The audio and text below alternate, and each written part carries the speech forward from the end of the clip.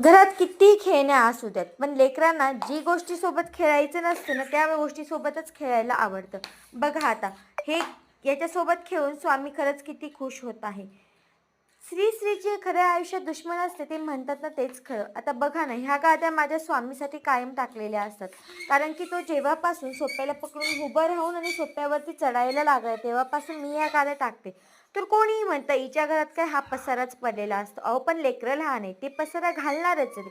आणि सोप्यावरून जर लेकरू माझं खाली पडलं, त्याला लागेल, ते मला काय भावात पडणार आहे. त्यापेक्षा थोडासा पसारा दिसला तर ते माझ्यासाठी जास्त फायद्याचं ठरेल, असं मला वाटतं. तुम्हाला काय वाटतं मला कमेंटमध्ये नक्की सांगा.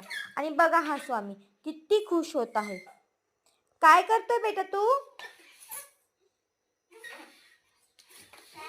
सगळ्या खेळण्या सोडून दिल्या आणि त्याच्यासोबत खेळत आहे. तुमचेही लेकरं असे करता की मला कमेंट बॉक्समध्ये नक्की सांगा.